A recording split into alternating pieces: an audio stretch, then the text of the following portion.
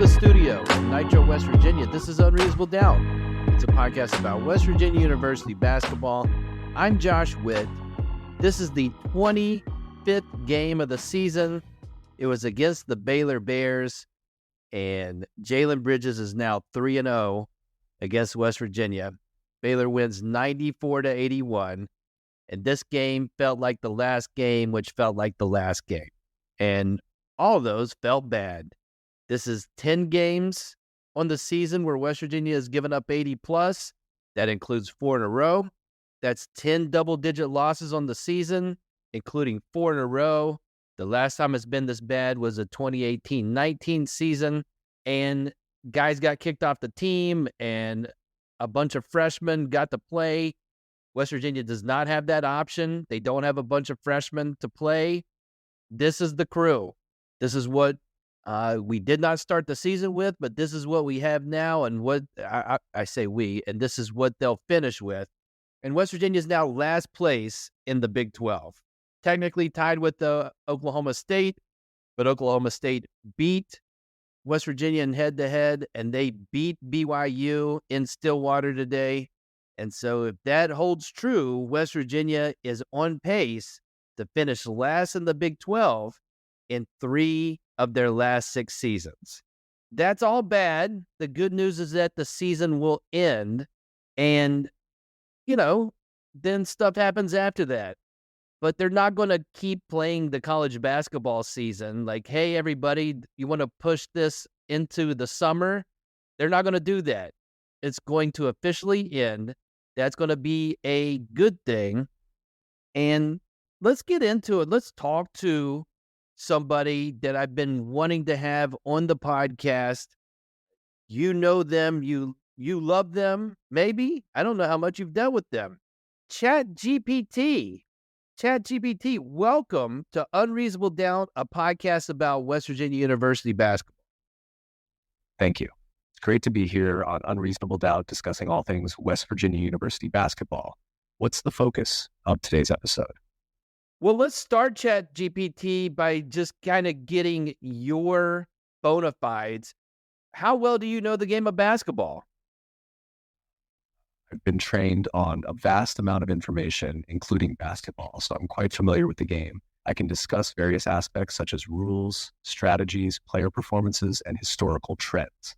Feel free to ask me anything basketball related. Fantastic, and I'll do that. Let me ask you, I've been alive since the year 1980. Can you describe for me and the audience the worst West Virginia University men's basketball season since 1980? The 2002 to 2003 season stands out as one of the toughest for West Virginia University men's basketball. During that season, the team struggled, finishing with a record of 14 wins and 15 losses. While they showed moments of competitiveness, it was a challenging year overall. However, it's important to note that every season presents opportunities for growth and learning, even in difficult circumstances. Wow, so you're picking like an early Beeline season as the most struggles. Is that true? Indeed, the 2002-2003 season was particularly challenging for West Virginia University men's basketball. While there may have been other seasons with similar or worse records, this one stands out due to its notable struggles and below-average performance. However, the assessment of the worst season can vary based on different criteria and perspectives.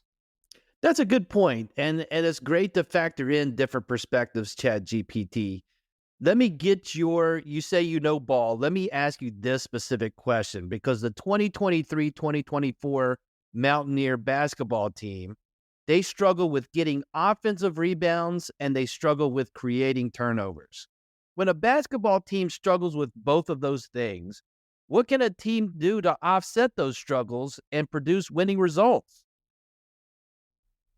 Basketball team struggles with offensive rebounding and creating turnovers. They can focus on other areas to compensate for these deficiencies. One approach is to prioritize efficient scoring in the half-court offense, emphasizing ball movement, player movement, and high percentage shots. Additionally, strong defensive fundamentals can help limit opponents' scoring opportunities and mitigate the impact of turnovers. By emphasizing discipline, teamwork, and execution in these areas, a team can still compete effectively and achieve success on the court.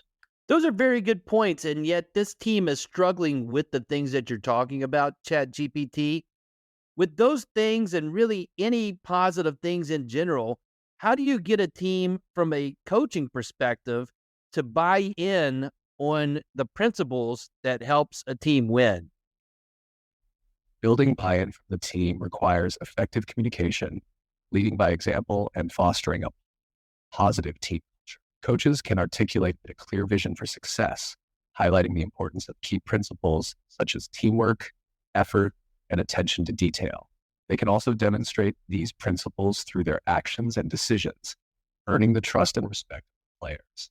Additionally, providing constructive feedback, recognizing individual and team accomplishments, and fostering a supportive environment can help motivate players to fully commit to the team's goals and principles.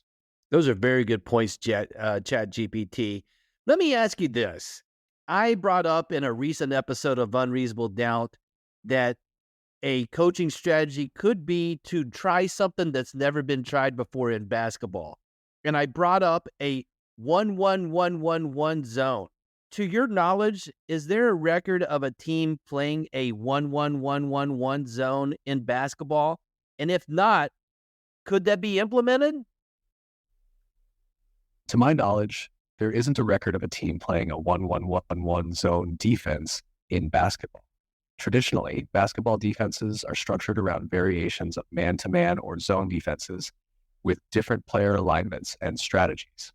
While it's theoretically possible to implement a unique defensive formation like the one you mentioned, it would require careful planning, experimentation, and adaptation to the specific strengths and weaknesses of both the team and the opponents.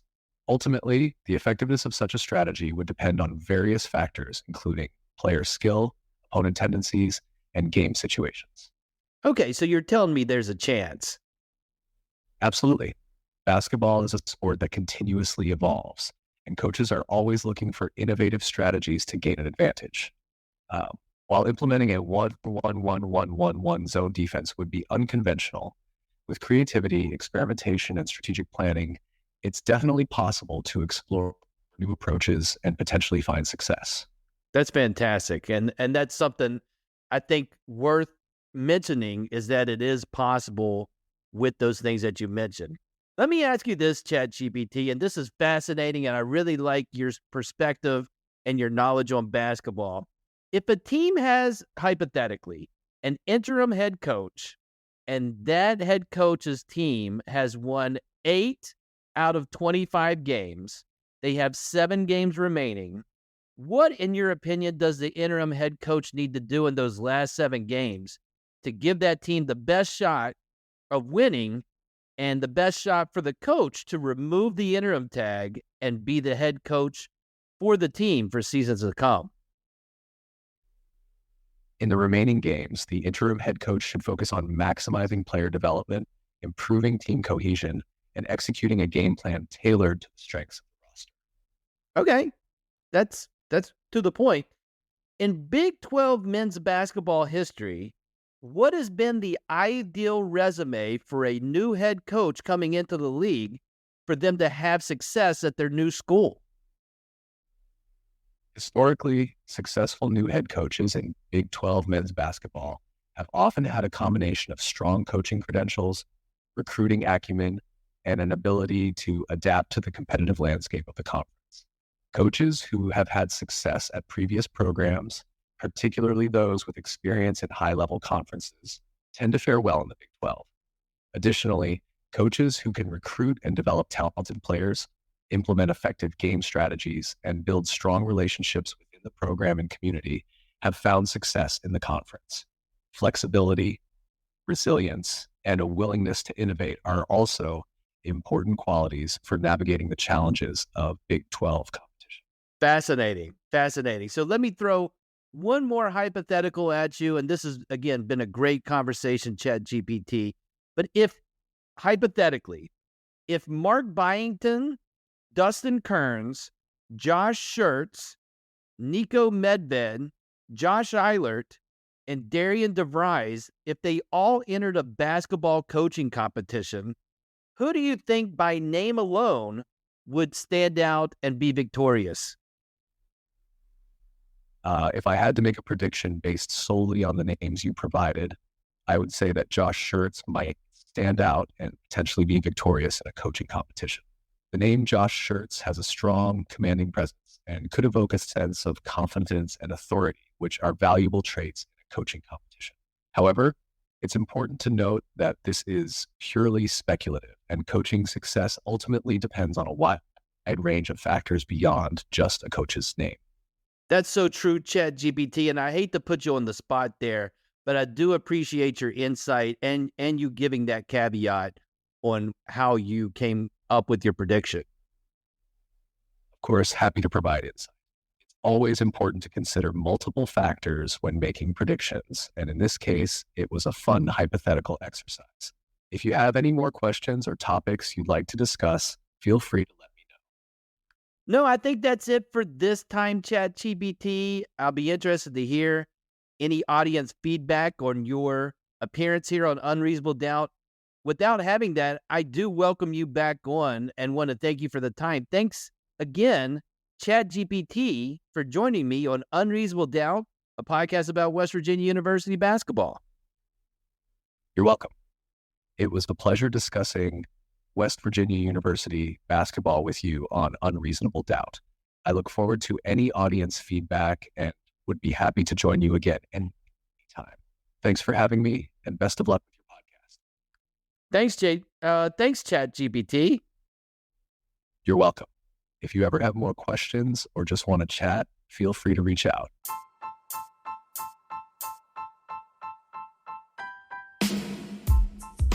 Unreasonable Doubt is under the Smoking Musket umbrella. Another podcast under the Smoking Musket umbrella is West by Pod. Joel, Jordan, they break down WVU football, and the WVU football schedule for 2024 is out. There's a full bye week. They start with Penn State. Did you see that one coming? They go to Arizona. All the reactions from Jordan and Joel on the 2024 WVU football schedule. It's on the podcast. Listen to West by Pod. Go to smokingmusket.com. Check out the Discord. Do all the things. Smoking Musket. Big thanks to ChatGPT for joining me on the podcast. You can find ChatGPT at ChatGPT on the internet. Download the ChatGPT app. If you wanna talk to an AI about basketball or whatever, like the AI said, I could talk to him about whatever, and I may take him or her. It sounds like a dude. Gonna take him up on that. The next game for WVU is Tuesday in the Coliseum, 7 p.m., and they host the University of Central Florida Knights. West Virginia lost in Orlando earlier in the season, and with 6 games left before the Big 12 tournament, if West Virginia is going to get the double-digit wins, I am of the opinion that they've got to win Tuesday night.